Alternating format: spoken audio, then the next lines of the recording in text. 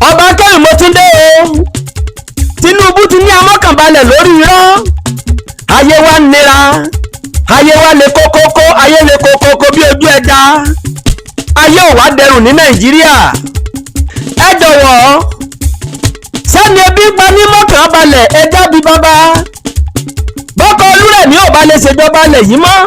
Kó darí wálé. Ayé ti lè mọ́ gbogbo ọmọ Nàìjíríà. Lùkúlùkú pa ọmọ ìyálé. Sẹ̀pẹ̀nẹ́ pa ọmọ ìyàwó. Onírúurú ọ̀fọ̀, ìdààmú, àdánù ńlá ló bọ́ lórí ẹbí. Olórí ilé náà gbọ́dọ̀ pariwo. Ó yẹ kó yé eyín pé dandan ni káké gbàjarè fáyé. Ọ̀rọ̀ yìí kọjá ìfọkànbalẹ̀. Ẹ gbọ́dọ̀ sọ̀rọ̀. Gbogbo ọmọ Nàìjíríà ẹ jẹ́ ká pariwo ìlú ọdún. Bọ́lá Tinubu o. Inú ibú ẹbí láwà, ìlú ò fararọ, ìlú ò dẹrù rárá o. Ohun tó ń ṣẹlẹ̀ lórílẹ̀‐èdè Nàìjíríà ó kọjá káhalẹ̀ mákẹ́wì tí bá ń sòótọ́, ó kọjá káhalẹ̀ mákẹ́wì tí bá ń sòdodo. Oba Akewi mo ti nawọ́ síwájú, ẹlẹ́kẹ́kọ̀ọ́fù sí mi lọ́wọ́, ìyẹn ò lè dènà pé kí n má sòdodo. Ohun ọba wù yín ni ẹ ṣe. Oba Akewi ò ní yé pariwo. Má sọdún láyé, má sọdún lọ́run. Ipá èṣù láàlú ògiri oko ká. Ebi burú ó burú ju ikú tí ń pani lọ.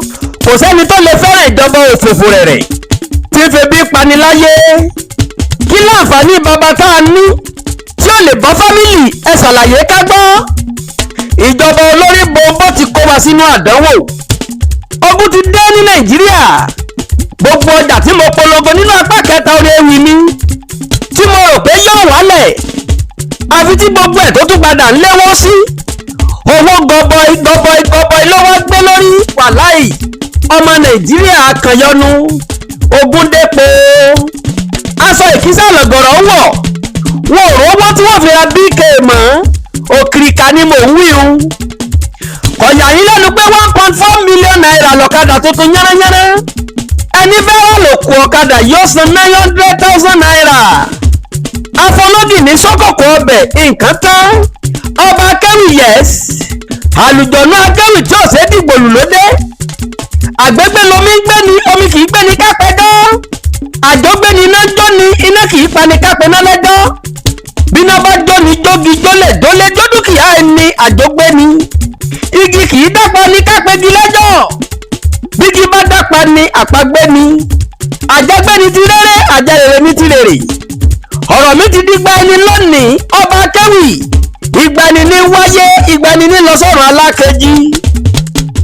Àjẹgbé ni gún jẹbọ, àjẹgbé làkàlà ń jòkú. Àgbágbé lókèlè gbà ọbẹ̀ lójú. Àtẹ̀gbélẹsẹ̀ ń tẹ̀nà. Àjọgbélé kan jólẹ̀ẹ́lẹ̀. Gbogbo tí mo bá sọ lónìí àsọgbé ni.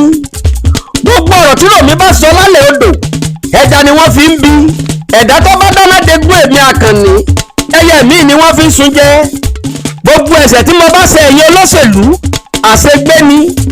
Ẹ má gbé mi, ẹ má mú mi, ẹ má tì mí mọ́lé. Èmi Oba Akewi tí ó bẹ̀rù ẹ̀wọ̀n. Owó ilé ìwé àwọn ọmọ fásitì ò ṣeé san. Gbogbo Federal University ti ń san 19,000 naira tẹ́lẹ̀.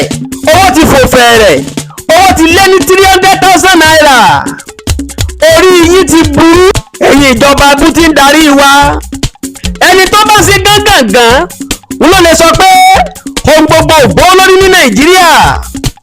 Òróró 46,000 naira ó ti lé 10,000 naira kọ̀tán bí. Ó ti di 56,000 naira. Àpò sìmẹ́ǹtì tí mo polongo lọ́jọ́ sí 8,200 naira. Ó ti fò fẹ̀rẹ̀, ó di 10,000 naira. Àpò ìrẹsì ti di 7,500 naira lọ́jà. Kí ló dé? Ìbínú Ọlọ́run yọ̀rọ̀ dẹ̀dẹ̀ léyìn lórí ìjọba òfùfù rẹ̀ tí ń febi pa gbogbo ọmọ Nàìjíríà. Ẹ wo Bọ́lá Tinubu tá ni ó wá gbà wá lọ́wọ́ ìjọba Buhari. Àṣeyín funfun kò ní ó mọ̀ bu. A ti sì bòdì, a ti sì kàtẹ̀. Bọ́lá Tinubu ọ̀hún ló wá kó wa sóko àdánwò. Alágbárí ni yín ẹ̀yin òṣèlú. Ẹ ti gbá gbogbo ọmọ Nàìjíríà lójú. Ẹ gbá wa nímú, gbá wa lẹ́nu. Kí ni jẹ́ sọ́bsidì náà? Scammer ni gbogbo yín pátá. olè gbé olè gbà ọ̀rọ̀ yín dàbí agbépo lájà àtẹni tó gbà kalẹ̀ lókè àjà olè ní gbogbo wọn ẹ̀yin ìjọba alẹ̀ yìí ẹ̀rù yín ò bà mí mọ́ o ẹ ti gugire kọjá ewé ẹ ti jẹrẹ èèwọ̀ ẹ bá wa dá sọ́bsidì padà kí gbogbo ọjà ó lè wọlé pátápátá ìnira yìí ti pọ̀ jù sọ́bsidì ò pé wa ní Nàìjíríà ẹ dá padà ẹ ti lé wa kàn kiri dandan ní ká pariwo ẹ dá sọ́bsidì padà ẹ bá wa dẹ́kun ògidì ebi tí pa gbogbo ọmọ Nàìjíríà ẹ dá sọ́bsidì padà mo sì dábọ̀ rẹ̀ títí nígbà náà nínú kẹ́sẹ̀tì tí mo pè ní ìmọ̀ràn fún Bọ́lá Tinubu mo ní ẹ bá wa sí bọ́dà ẹ lájá ní gbó oúnjẹ tó lè sọmọ Nàìjíríà ní rere lẹgbẹ́gilé tẹ́ ẹ dà wá sínú pákáleke ìjọba yóò sì lágbára títí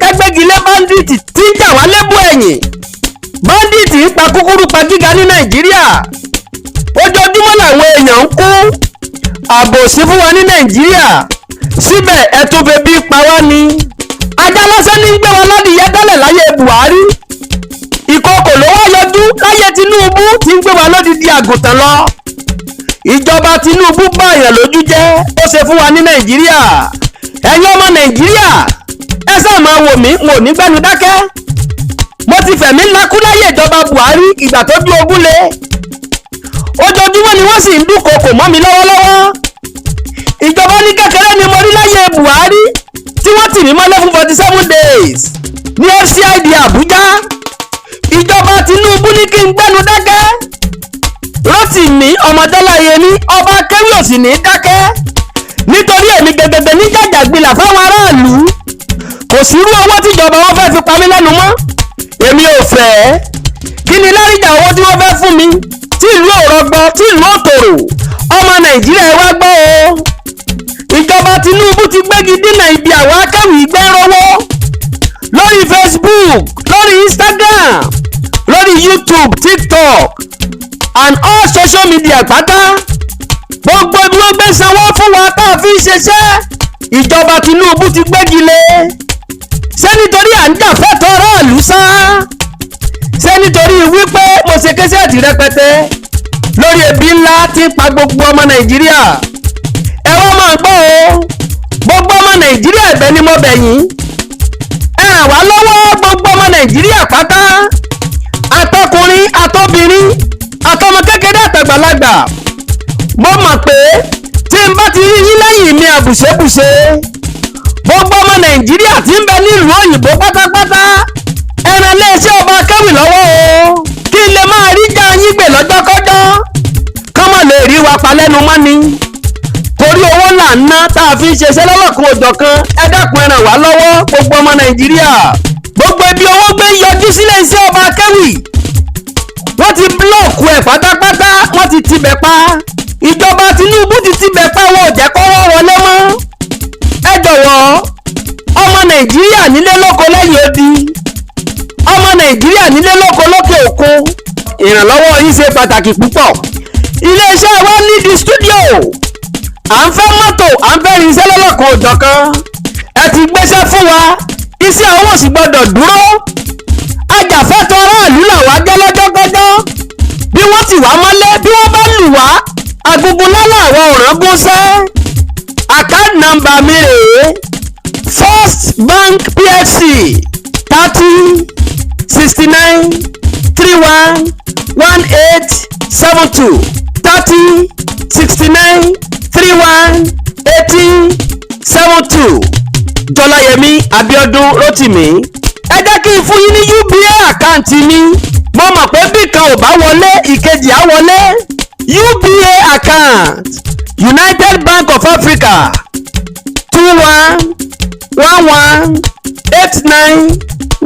2111891964 lẹ́ẹ̀kan sí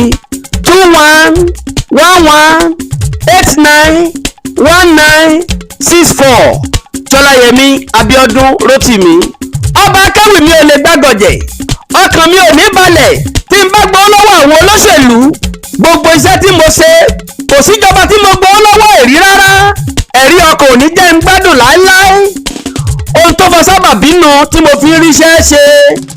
bó bá jẹ́ pé wọ́n ti gbọ́ ká mi mọ́lé ó ṣeéṣe kí n má lè dún pínkín mọ́ àti jàfẹ́tọ̀ aráàlú kò ní ṣeéṣe fún mi. òun ni mo fi ń bẹ gbogbo ọmọ nàìjíríà pátá ẹ ràn mí lọ́wọ́ ẹ jẹ́ kí iṣẹ́ ó ṣeéṣe ní nàìjíríà. gbogbo ọmọ nàìjíríà tí ń bẹ ní nàìjíríà àtàwọn èèyàn tí ń bẹ lókè òkun ẹ dìde ìrànlọ́wọ́ fọ́ba Akewi. mi ò fẹ́ yé polongo ìjọba jẹgúdújẹrá yìí rárá. bíjọba Tinubu fẹ́ bí wọ́n kọ̀ wọ́n polongo wọn. ebi ń pa wá apá kẹfà òní pákó tó jáde. mo tiẹ̀ ń gbọ́ wọ́n láwọn èèyàn kan fẹ́ daṣẹ́ Bọ́lá Tinubu rú ni. wọ́n ní àwọn èèyàn ọ̀hún wọ́n fẹ́ baṣẹ́ Tinubu jẹ́ ni. wọ́n ló wà lára ohun tó fa sábàbí tó ń gbogbo fi wọ́n gógógó táwọn gógó ebi fi pọ̀ lórílẹ̀‐èdè Nàìjíríà. wọ́n nítorí wípé Bọ́lá Tinubu yọ sọ́bsidì wọ́n ló ń lọ fà á wọ́n wá ń bínú wọ́n wá fẹ́ bí pàtẹ́rù tọmọ. wọ́n fẹ́ kọ́mọ Nàìjíríà ó ké kíjọba Tinubu ó lè bàjẹ́ wọ́n ló ń lọ fa sábàbí ẹ̀. ẹ wá máa gbọ́ o èpè kì í jẹ́ kọ́mọ olè ó dàgbà gbogbo yìí ni wọ́n bu èpè jó pátápátá. ẹnikẹ́ni èèyàn kéèyàn tó bá lọ́wọ́ nínú bárásẹ́ ni wá lórílẹ̀‐èdè yìí. ìjọ́kíjọ́ níjọ́ asínwín ìdìkúdì lẹ́rù wèrè ọwọ́ kan kì í tó mú àyúnlọ àyúnbọ̀ ní àgánàdì kan kì í nísinmi wàhálà ní pẹ̀rọ̀ jẹ́ eré adẹ́tà kan kì í rọ́wọ́ orí èjìká alugángan kì í tóra wọn ẹsẹ̀ alùyálù kì í tó lẹ̀lẹ̀ láéláé tilé toko wọn ni ó bàjẹ́ pátápátá tẹbí tara taya tọmọ wọn ni ó forí jágbó lọ. gbogbo ẹnikẹ́ni èèyàn kéèyàn tó bá fara ni wá lórílẹ̀‐èdè yìí táyà tọmọ wọn kí wọ́n faṣọ ya mọ́ra wọn lọ́jà lókù. Ọba Akewi gbéra lè dìde apá kẹfà òní gbẹ́gbẹ́ tó jáde. tẹlifóònù nọ́mbà mi rèé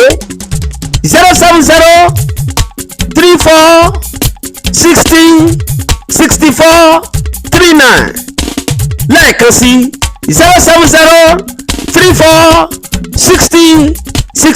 07034606439. Ọba Akewi mò ń bọ̀ dẹ̀dẹ̀dẹ̀dẹ̀dẹ̀dẹ̀dẹ̀dẹ̀.